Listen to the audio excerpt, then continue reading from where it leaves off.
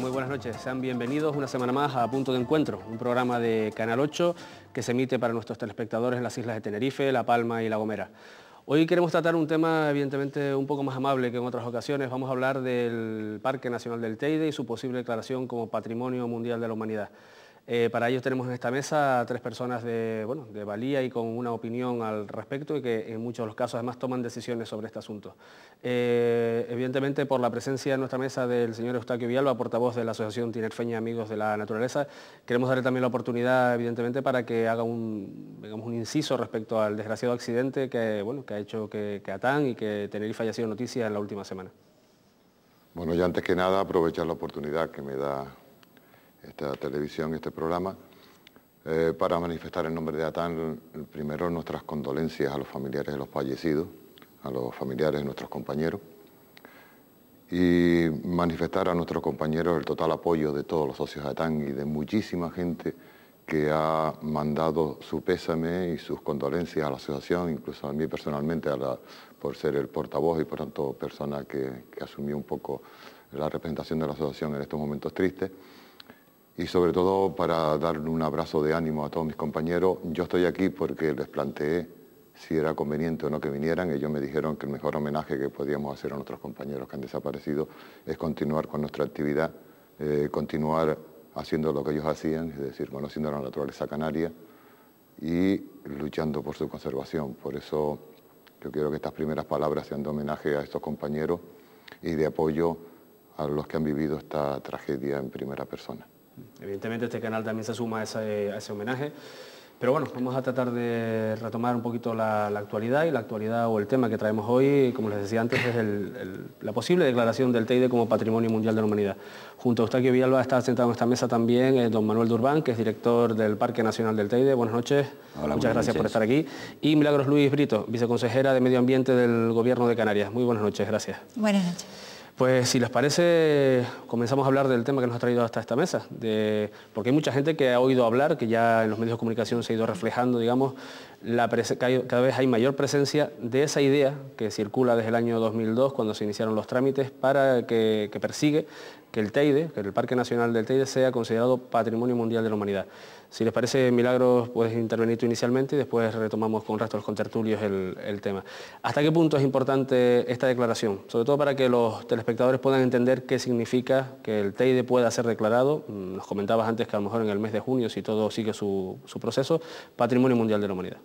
Yo, si me lo permite, antes de contestar a la pregunta, también quería aprovechar el compartir mesa con Eustaquio Villalba, el representante de Atán, y bueno, a través de él y a todas las personas que nos puedan estar viendo, pues manifestar el apoyo y las condolencias. Sabemos por distintas vías, además, los malos momentos que han pasado, lo lamentamos, se les ha trasladado el apoyo del Gobierno en la medida que hemos podido, y en cualquier caso pues trasladarle aquí a Quique que nuestro mayor apoyo y cariño, que yo creo que es lo más importante que se puede transmitir en los momentos tristes. Y bueno, como también personas como las que han desaparecido estos días han sido importantes en el trabajo en defensa de la naturaleza en sus distintas vertientes, y una de ellas que hemos afrontado en los últimos años ha sido pues el impulsar la candidatura del Teide, del Parque Nacional del Teide, como candidato en la categoría Bien Natural a Patrimonio de la Humanidad. Este es un proceso largo que se viene desarrollando conjuntamente con la dirección del parque y otras muchísimas instituciones y personas, que arranca con una decisión inicial en el año 2002, una propuesta del Patronato del Teide y un acuerdo que se adopta en la Comisión Mixta de Gestión, que por tanto llevamos más de 4 años trabajando en montar un expediente que justifique el porqué, qué razones singulares existen en ese espacio canario, en ese espacio de la isla de Tenerife, como para entender que deba ser o deba pasar a formar parte de una red de excelencia mundial. Y creo que lo que impulsó en el primer momento tanto al patronato como a la comisión mixta, lo que ha llevado el trabajo del Ministerio de Medio Ambiente, del parque y del propio Gobierno de Canarias, ha sido trabajar en favor de crear espacios que garanticen o que tengan garantizado futuro la conservación. Espacios con un nivel de gestión importante, como es el caso de los parques nacionales, especialmente este, que es de los más viejos del Estado español y el mayor de Canarias, con más de 50 años. Eso pues bueno, aporta un grado de experiencia importante, pero hay que seguir trabajando, hay que seguir mejorándolo y hay que consolidarlo a futuro. Ese es el objetivo final, ¿no? Señor Durban, como en este caso director del Parque Nacional, ¿qué significa que el Parque Nacional se haya embarcado, digamos, en esta aventura de tratar de ser Patrimonio Mundial de la Humanidad? Bueno, en primer lugar yo creo que es algo que el Teide, el Parque Nacional, se lo merece. Yo creo que todos más o menos estamos convencidos de que el Teide ya es patrimonio mundial, al margen de lo que la UNESCO pudiera indicar. Pero sí es cierto que poder optar o poder obtener este galardón de alguna manera supondría una garantía de conservación del parque, un compromiso, yo creo, todavía más fuerte si cabe, de la población, no solamente de los técnicos o del estamento político, sino de la población, para arrimar el codo en la conservación de este parque, un parque que, como ha dicho antes la viceconsejera, recibe más de 3,5 millones de personas, un tercio de la población que visitan los parques nacionales de toda España, y que por tanto requiere unos grandes esfuerzos en conservación. Yo creo que es lo más importante, una garantía de futuro, una cierta auditoría, por decir así, externa, que siempre es bueno que desde fuera un organismo con el prestigio que tiene la UNESCO pues esté velando por la conservación del parque, pero sobre todo, esto me lo pregunta mucha gente, no tiene repercusiones económicas el título de Patrimonio Mundial. Una cuestión más de prestigio, ¿no? Exactamente, más de prestigio, pero sobre todo de corresponsabilidad de los ciudadanos con la conservación del parque. Señor Villalba, usted que también pertenece al patronato, siempre se han mostrado desde su organización, digamos, proclives a que el Teide sea declarado Patrimonio Mundial. Sin embargo, ustedes sí consideran que hay algunas cosas que deben mejorarse dentro del actual Parque Nacional, ¿no? Quizás por esta línea puede ir su intervención para definirnos brevemente cuál es digamos, la posición de ATAN al respecto. Bueno, ATAN en estos momentos, ya hace ya unos 3 años creo, no es miembro del patronato del Parque Nacional del Teide. Sí lo fue durante más de 10 años, tuvo representación ATAN en el patronato del Parque Nacional del Teide, y además, aunque no estaba en representación de ATAN, lógicamente, pero sí una persona muy vinculada a ATAN y fue nuestro presidente desde los mediados de los 80 hasta principios de los 90, que es el doctor Wilfredo Wilpré. Es decir, que ATAN prácticamente desde que el parque se recalificó en el año 81, ha estado presente en todo lo que se ha hecho en el parque, tanto en el PRUC, en el Plan Rector de Uso y Gestión que hemos intervenido, como en cualquier otro proyecto. La actitud de nuestra asociación, como bien sabe Manuel Durban, siempre ha sido crítica en un sentido, porque es nuestra obligación. Nosotros tratamos de mejorar el parque desde nuestras opiniones, desde nuestros puntos de vista y con nuestros datos, y evidentemente muchas veces chocamos con proyectos, tanto puede ser de la administración del parque como con proyectos y con actuaciones llevadas a cabo a veces por los organismos, en este caso concreto fundamentalmente por los organismos públicos o por empresas que están controladas por los organismos públicos, como puede ser el caso del teleférico, la empresa de Teleféricos Sociedad Anónima. Entonces, desde ese punto de vista puedo hacer 2 aportaciones. Una, la que hemos hecho, que es la colaboración entusiasta de técnicos de ATAN y de personas vinculadas a ATAN que han puesto sus conocimientos.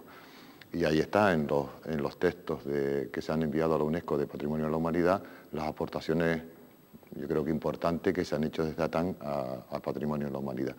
Pero también están en otros textos, es decir, en las actas de las reuniones del patronato, en las hemerotecas de los periódicos, cómo ATAN ha ido denunciando, para emplear una palabra que no se entienda siempre con agresividad, pero denunciando todos aquellos que considerábamos que se estaba haciendo mal.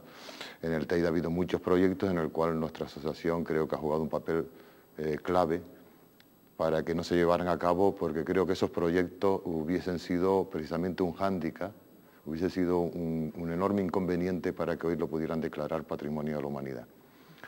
Puedo recordar aquí, por ejemplo, el proyecto del Cabildo de construir un hotel de 5 estrellas arriba. Puedo recordar también el macroproyecto previsto en el plan insular de ordenación del territorio, con más de 30.000 metros cuadrados construidos e incluso con algo que llamaba mucho la atención, con la reforestación del entorno, tapándolo con arbolitos. Es decir, ha habido muchos errores que nosotros creo que hemos jugado un papel fundamental para que no se cometieran y no se llevaran a cabo. Hemos nosotros, por ejemplo, llevado una lucha muy fuerte desde los años 70, es decir, desde el comienzo del problema, con los muflones, por el daño impresionante que causan a la flora endémica del parque, uno de sus valores fundamentales cuando reclamamos el reconocimiento. Es decir, que nosotros hemos estado prácticamente en todos los avatares que han tenido el Parque Nacional, en todas las luchas que los movimientos ecologistas han hecho relacionadas con el Parque Nacional, y hemos estado también arrimando el hombro, proporcionando documentación y proporcionando datos, porque a nosotros nos pareció desde el principio que si al Teide, igual que tiene reconocimiento europeo, tenemos el reconocimiento de la UNESCO, es un aval que nos permite con mucha mayor razón exigir que se cumplan las normativas conservacionistas del parque. Por ejemplo, que se termine de una vez con los muflones y que se arreglen o se pongan opciones a una serie de problemas que tiene hoy el parque y que ponen en entredicho incluso su futuro si no tomamos las medidas adecuadas, correctoras ahora. Digamos que han jugado ese doble papel de, por una parte, de criticar y de criticar lo que ustedes consideraban que no cumplía con esas medidas de conservación, y de apoyar en este caso lo que es la posible declaración como Patrimonio Mundial. Los tinerfeños, los canarios, bueno, pues están empezando a descubrir que a lo mejor el parque tiene valores singulares. A mí me gustaría preguntarle a cada uno de ustedes cuáles creen, bajo su punto de vista personal en este caso, más allá de lo que dicen los dossiers, los papeles, cuáles son los valores, digamos, excepcionales que justifican que el Teide, por ejemplo, pueda ser declarado bien Patrimonio Mundial de la Humanidad. Como se pide una respuesta personal, voy a contestar de un modo seguramente bastante subjetivo, ¿no? Pero bueno, sí, es lo que usted me pide, ¿no? Porque nos podemos ceñir solamente a los valores que ya hablaremos, claro, habrá tiempo para ello, geológicos, de flora, de fauna, pero yo creo que conviene llegar un poquito a la gente con un mensaje directo, decir por qué cree cada uno que el parque debe ser declarado Patrimonio de la Humanidad. A ver, yo por un lado defiendo, estoy convencida y además me enamora el paisaje, lo que es geomorfología volcánica pura y dura del Teide, del estratovolcán y de todo el Circo de las Cañadas. O sea, me parece que ese es un paisaje absolutamente mágico, y desde pequeñita que me subían así lo he percibido, y aún hoy, cada vez que sigo subiendo, como además subes en distintos meses y a distintas horas, pues siempre hay algo que descubras de la caída de la luz sobre una cordada o sobre un mantito de la Virgen o sobre cualquier figura de las que dibuja esa geomorfología. Por tanto, ahí hay una parte de percepción estética, pero también de cierta predilección por lo que son el estudio de los fenómenos vulcanológicos, un poco ligados a mi formación precaria sin duda, pero algo de formación de geógrafa que tengo.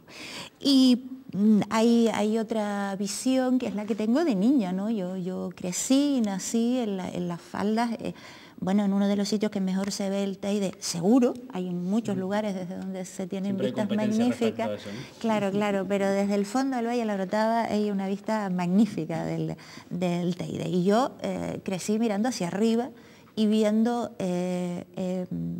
esa figura y aprendiendo con la gente mayor de la parte baja del Valle de la Orotava a interpretar la cara que ponía el Teide, ¿no? Desde eso que tiene un cierto componente sexista, pero me lo enseñaron de pequeña, de niña, cuando el Teide tiene toca, recoge la ropa. Hoy pues le damos una interpretación absolutamente científica a lo que supone ese fenómeno meteorológico, pero desde eso hasta bueno, los tonos, los colores, o el aprender a leer en el Teide y en las figuras que proyectaba el Teide cuando iba a ser viento, cuando iba a entrar una borrasca por el oeste, cuando iba a entrar una penetración de aire cálido, ese conjunto de cosas que además forman parte de la cultura popular, que es cierto que se ha quebrado mucho en los últimos años, porque yo creo que hemos perdido capacidad de observación sobre el entorno y capacidad de interpretación sobre el entorno, pues yo todavía soy de una generación que he podido disfrutarlo y desde luego es algo que si yo pudiera transmitir a futuro lo hacía, y si pudiera ser capaz humildemente, pero si pudiera empujar para contribuir a que mucha gente valorara lo que esos fenómenos naturales significan, pues lo haría. Señor Durban, desde el punto de vista más personal, y entraremos luego en el técnico. Pues yo creo que es la magia que tiene el Teide. Para todas las personas, yo creo que por eso decía antes que el Teide ya, aunque sin título, es patrimonio mundial, desde los antiguos guanches, que era su montaña mágica, hasta los primeros colonizadores, siempre ha sido un sitio mitológico, un emblema para los grandes científicos de la época romántica, los grandes descubridores, von Humboldt, etcétera, etcétera. También supuso para ellos una visión mágica, espectacular de esta parte del Atlántico. Para los millones de turistas que nos visitan, realmente yo creo que una de las imágenes que se llevan en su retina fundamental es la imagen del Teide sobre el mar de nubes.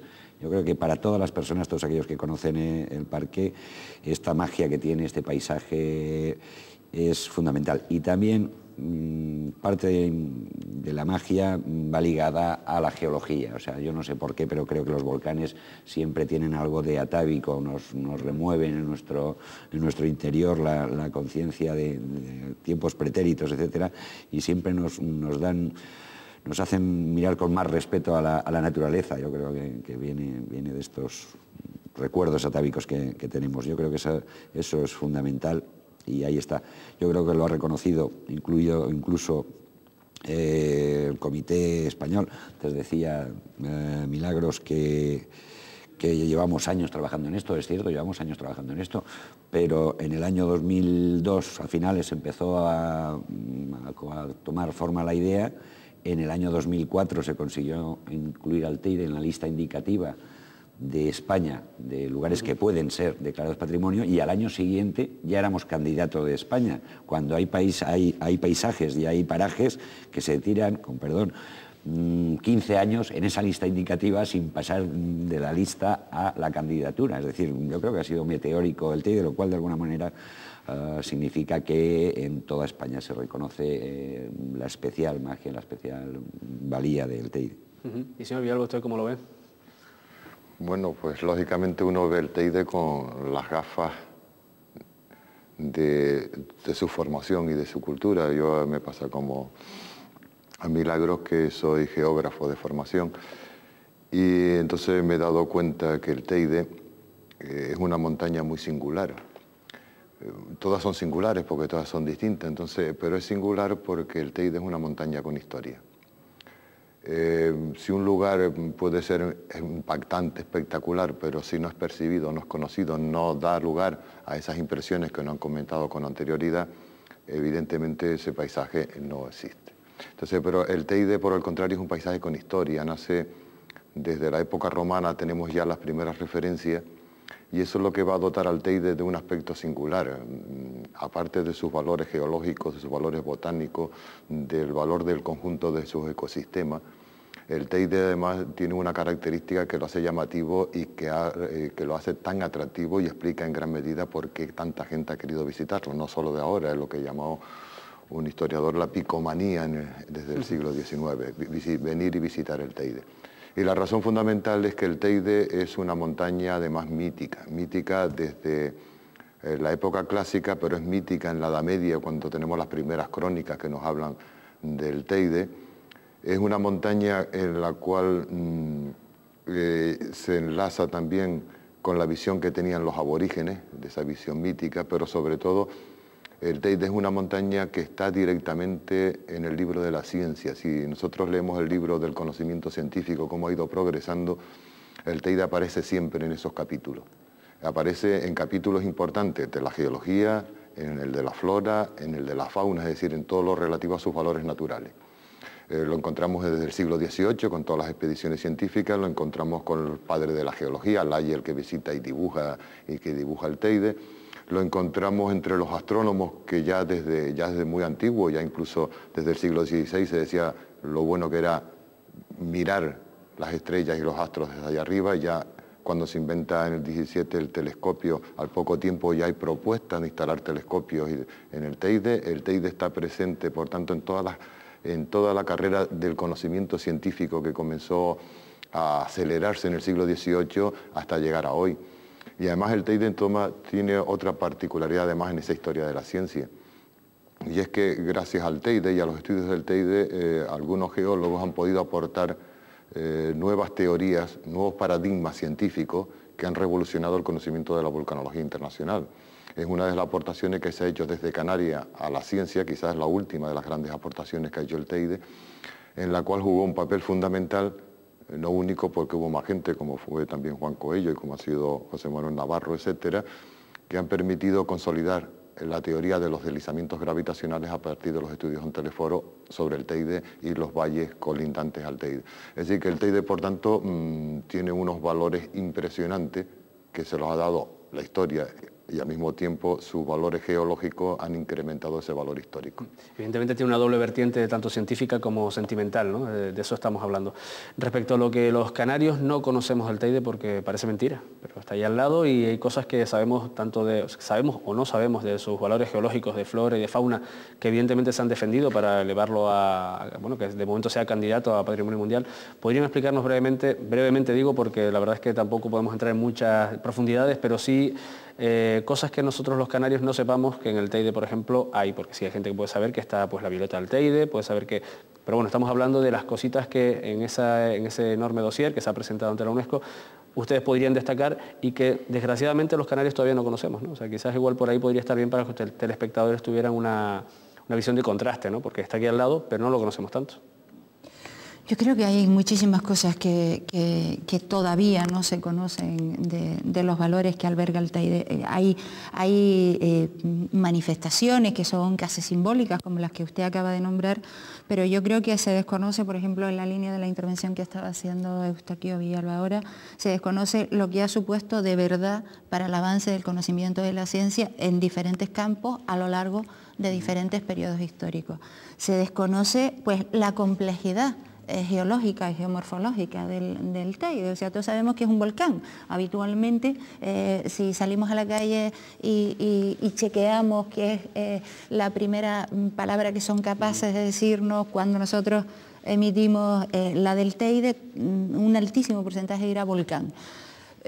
Pero esa expresión es compleja, corresponde a distintas fases geológicas de la Tierra, tiene distintas composiciones físico-químicas, da lugar pues probablemente al mejor laboratorio de vulcanismo del mundo, ¿no? El más variado, sobre todo en un territorio tan pequeño y en un volcán de intraplaca, en una isla perdida en el Océano Atlántico. Yo creo que al margen de otros elementos de lo que es el ecosistema de alta montaña, que se desconocen, yo creo que ahí todavía tenemos un enorme campo para difundir y sobre todo para aprender a observar. O sea, el Teide, yo creo que tenemos que dar un pasito más, no puede ser el sitio donde vamos de excursión, sino el sitio donde vamos a disfrutar en diferentes periodos del año lo que es capaz de aportarnos. Pues si les parece, de momento vamos a hacer una pequeña pausa publicitaria, luego seguiremos hablando de estos valores todavía desconocidos por los canarios del Teide. Señores y señores, nos vemos a la vuelta de la publicidad.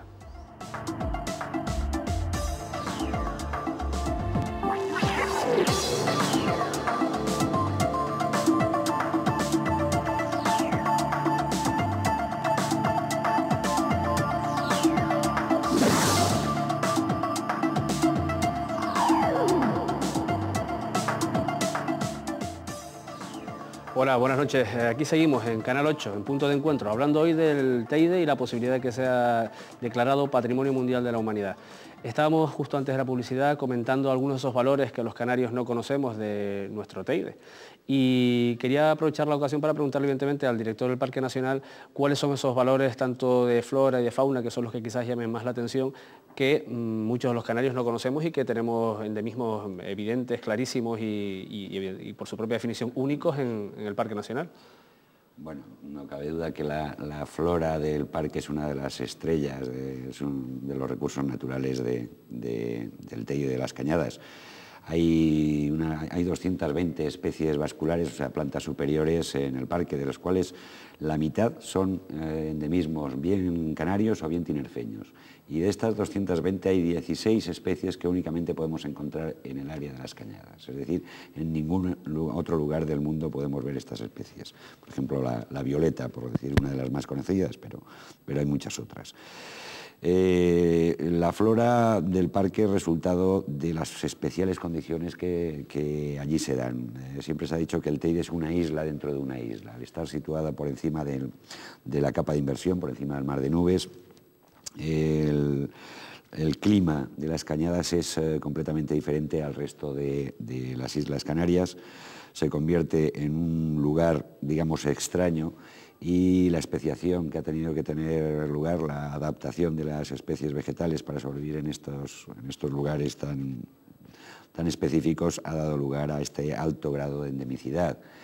Obviamente a un gran número de especies endémicas va acompañado un gran número de especies de fauna invertebrada asociados. También hay más de 1000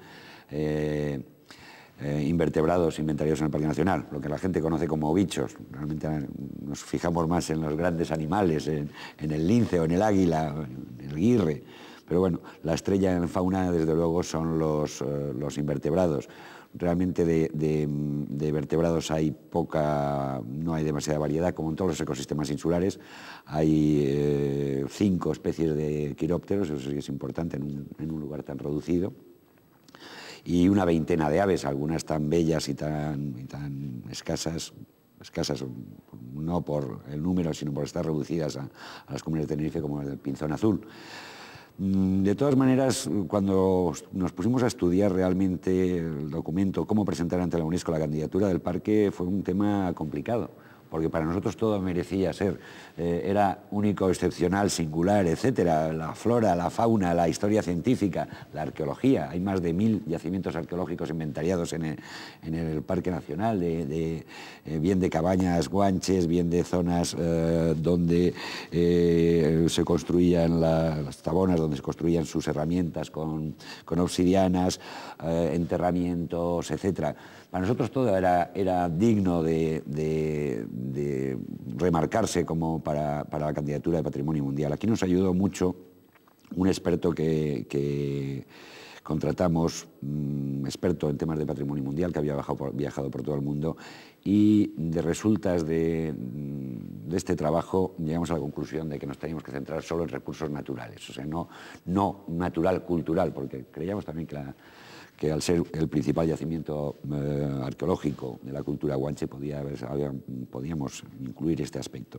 Pero después, ya digo, de muchas reuniones y de cotejar con otros espacios en el mundo, nos centramos en 2 aspectos fundamentales, que es lo que hacen realmente diferente al Teide y lo hacen singular y excepcional a nivel mundial, que es la geología y vulcanología y el paisaje.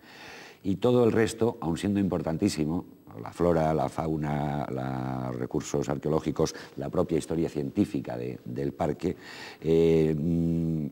lo basamos como apoyo a estas 2 grandes bases o criterios que escogimos como fundamentales ante la declaración. Entonces, al final, el documento de propuesta salió bajo 2 de los criterios que la UNESCO, en su guía de operaciones, la guía de implantación del convenio del Patrimonio Mundial, dice, que es el título 7, el de reunir paisajes, áreas de excepcional belleza y de estética singular, es el criterio 7, y el criterio 8, que es el geológico, por ser ejemplo representativo de fases de la Tierra, de la formación de la Tierra y de sistemas geológicos de singular relevancia. Y esos han sido las dos patas sobre las que se ha basado él. La verdad es que fue muy duro para nosotros tener que descartar todo, no descartar porque, ya digo, es una cohorte de méritos increíble que acompañan a estos 2 criterios, pero hubo que centrarnos.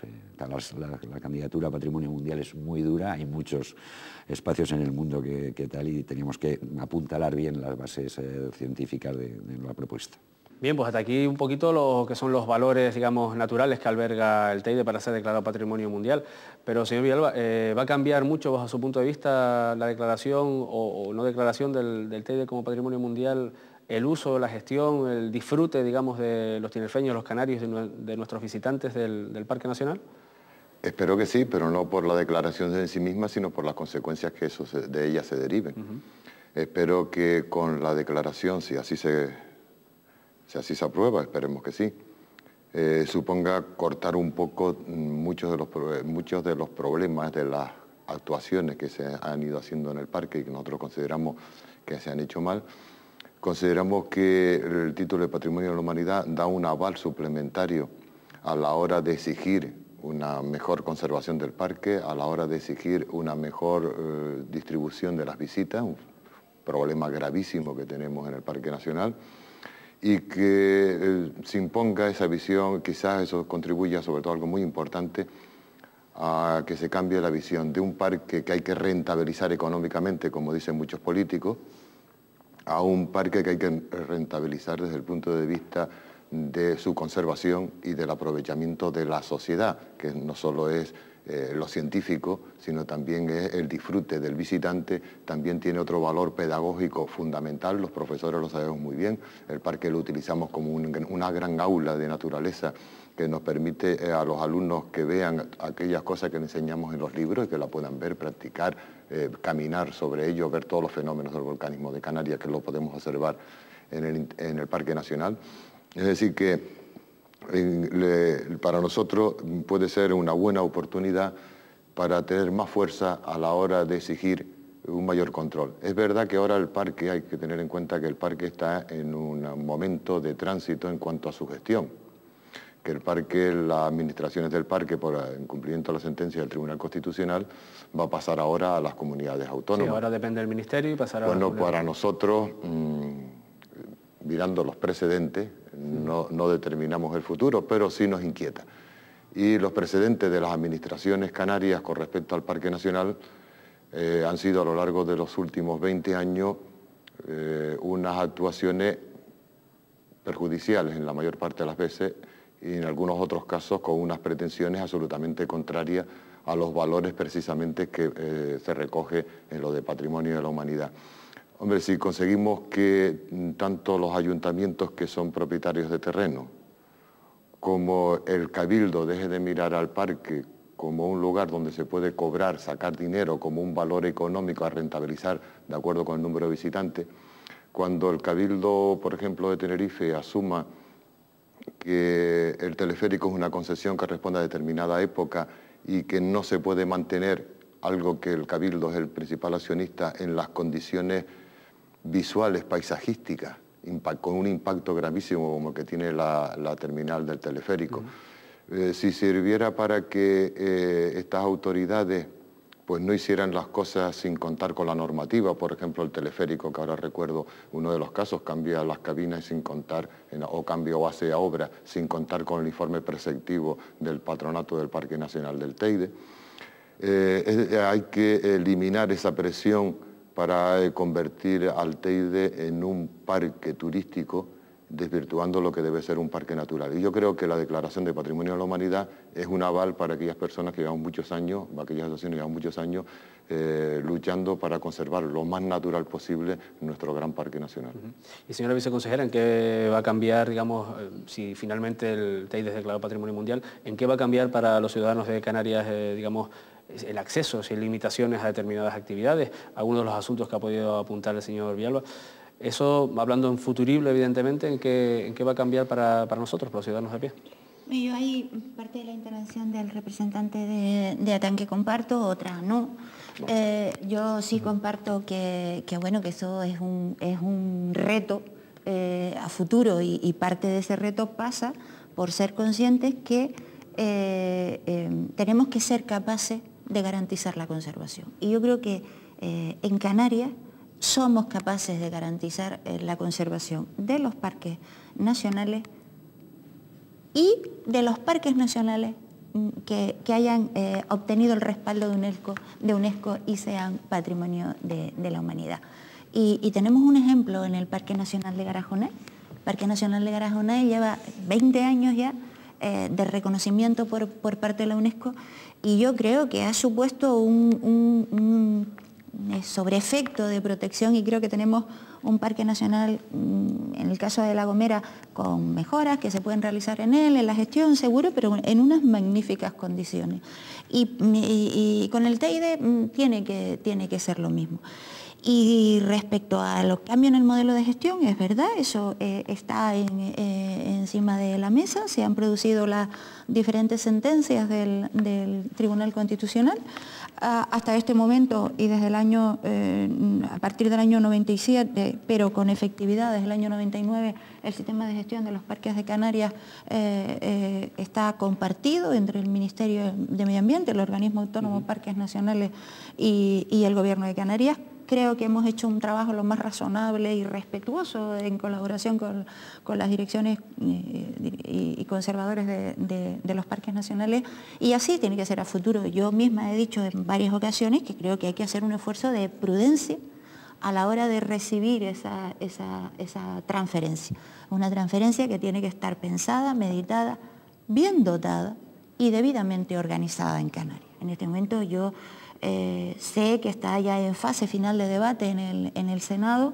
Creo que el día 19 tendrá lugar la votación final de las enmiendas que aún restan para aprobar ese proyecto de ley, y yo creo que el proyecto de ley de la red de parques del Estado español garantiza una coherencia entre los 13, hasta este momento 13 parques que las componen, interesante. De esos 13 parques, 4 son canarios, y por tanto yo creo que con el proyecto de ley, ya ley que salga de las Cortes Generales, con las medidas legislativas complementarias que sea preciso ejecutar de Canarias, los parques nacionales tienen que seguir no solo manteniendo el nivel de gestión y conservación que registran ahora mismo, sino que hay que mejorarlo a futuro. Y desde luego hay cosas que mejorar, yo eso sí lo comparto con el responsable de ATAN, hay que ordenar mejor las visitas en el Parque Nacional, hay que medir la presión.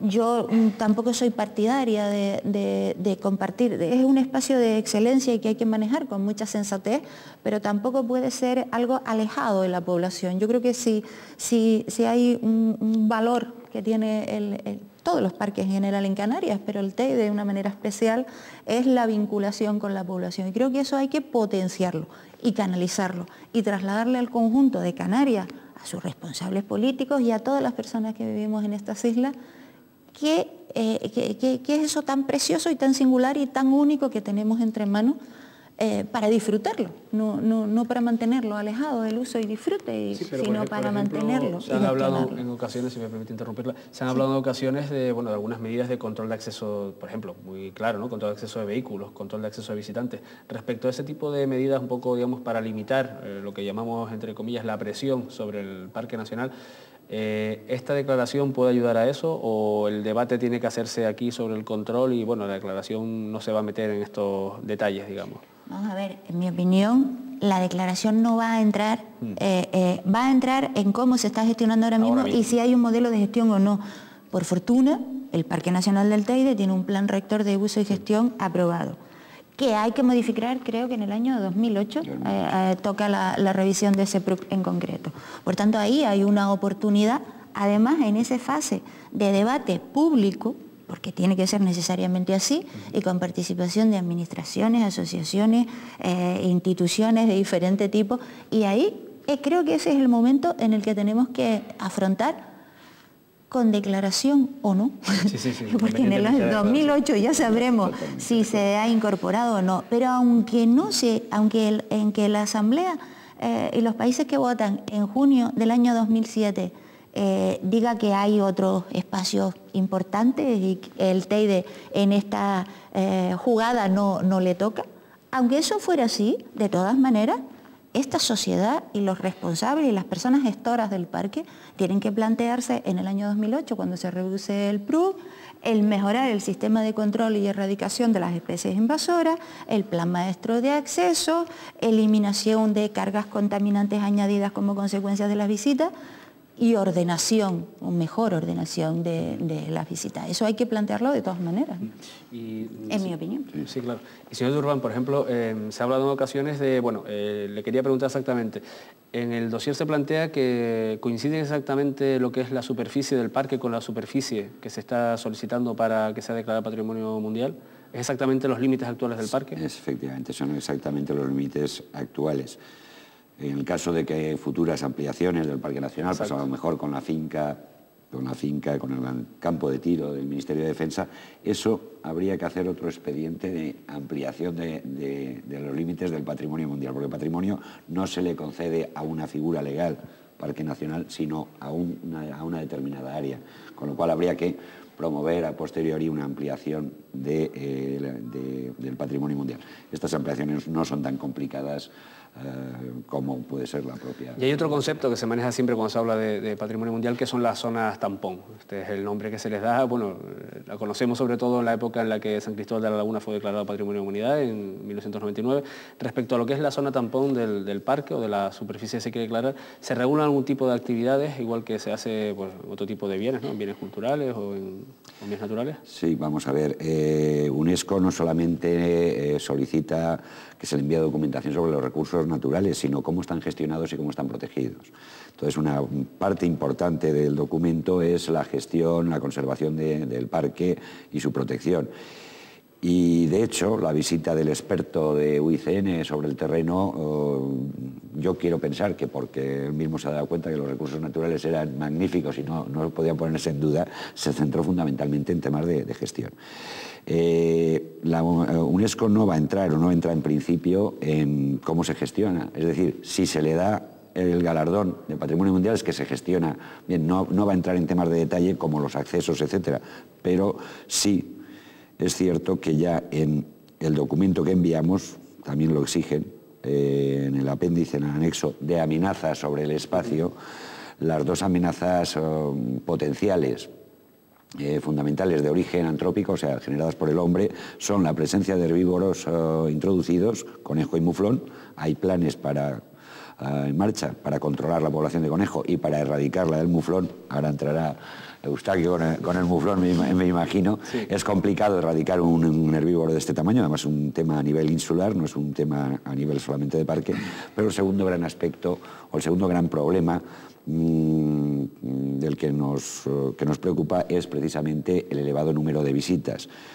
El parque tiene hechos estudios de capacidades de carga, no ya solo desde el punto de vista de la protección de los recursos, sino de la propia calidad de la visita, que es un tema que será fundamental en un futuro, porque yo creo que los recursos del parque la conservación está dentro de lo que cabe, va por buen camino, está garantizada, se puede mejorar indudablemente, pero creo que el gran reto va a ser la calidad de la visita. Tenemos hechos estudios de capacidad de carga de los distintos sectores desde el punto de vista de la percepción que tiene el visitante en los distintos lugares, y realmente el Parque Nacional del Teide tal vez, no tiene demasiados visitantes, lo que los tiene es mal distribuidos. Es decir, entre las 10:30 de la mañana y las 2 del mediodía, en determinados lugares la concentración de visitantes sobrepasa con mucho lo que sería deseable. Y eso sí que, como decía Milagros, deberá abordarse en un plan de accesos, que yo además creo que debe primar sobre todo el transporte colectivo, porque ya no es solamente calidad de visita o número de visitantes, son, como comentaba antes, las emisiones que se generan al medio ambiente por toda esta visita. Y señor Villalobos, usted, por ejemplo, que ya que ha puesto el tema sobre la mesa el señor Durban, el tema de la erradicación de la colonia de muflones introducida en 1971 y demás, ¿cómo lo ven desde ATAN? Pues si tenemos en cuenta los precedentes, solo se nos ocurre decir cuán largo me lo fiáis, porque nosotros desde el año 1984, cuando se hizo el primer PRUC, aparece claramente especificado la erradicación de los muflones. ATAN emprendió una larga lucha que además le costó a ATAN algunos disgustos, porque fuimos amenazados, insultados por gente que pensaba que prevalece su derecho a cazar el muflón al derecho a la conservación. Pero en esa larga lucha nos hemos llevado muchas sorpresas. Primero, que durante muchos años los muflones no solo no disminuían, sino que aumentaban de número, a pesar de lo que decía el PRUC. Es decir, no había ningún control. Pero la cosa se agravaba porque desde el propio Cabildo de Tenerife se propuso traer nuevos muflones para renovar la sangre, de renovarlos genéticamente porque tienen problemas de endogamia, claro, porque por ser todos del mismo grupito que desapareció. Y tuvimos que luchar y nos costó mucho, pero afortunadamente luego hubo un compromiso expreso, tanto después del Cabildo como de la viceconsejera Milagro Luis Brito, de hacía bastante tiempo para acabar con los muflones. Recibimos un apoyo en ese momento que fueron muy duros por parte de la viceconsejera con Milagro. Hubo ahí, por lo visto, ya unanimidad en lo que desde el año 84 era unanimidad, pero bueno, ha vuelto otra vez la unanimidad.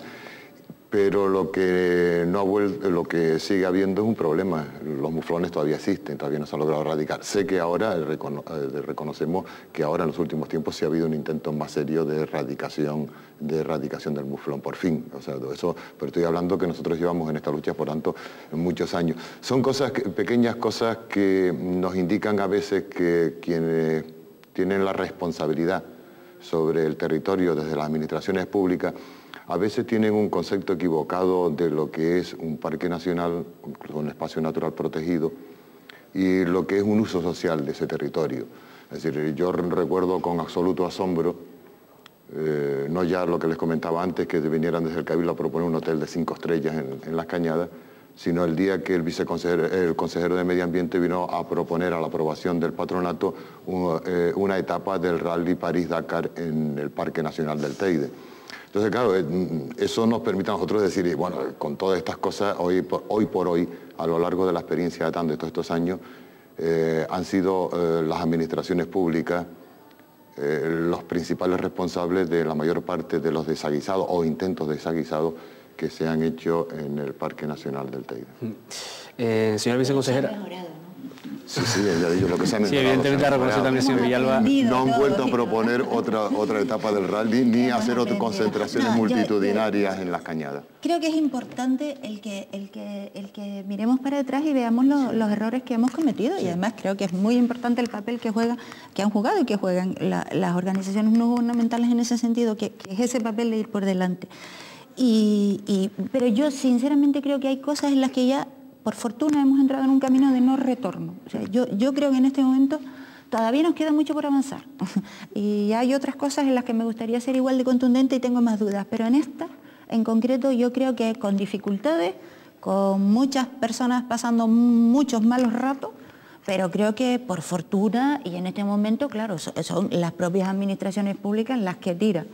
¿Que el protagonismo ha venido dado de las organizaciones no gubernamentales? Sí, muchas veces creo que es importante y es el gran valor, pero yo creo que colectivamente hemos ido aprendiendo mucho en gestión de espacios naturales. No, nada más que un pequeño matiz. Sí. Nosotros no hemos ido a buscar ningún protagonismo en esta situación. Es decir, nosotros hemos denunciado una serie de hechos de acuerdo con nuestro criterio y los datos que teníamos, y algunos de ellos, afortunadamente, tanto la dirección del parque como en el plan rector de uso y gestión, están recogidos casi literalmente de las cosas que ha dicho Atán.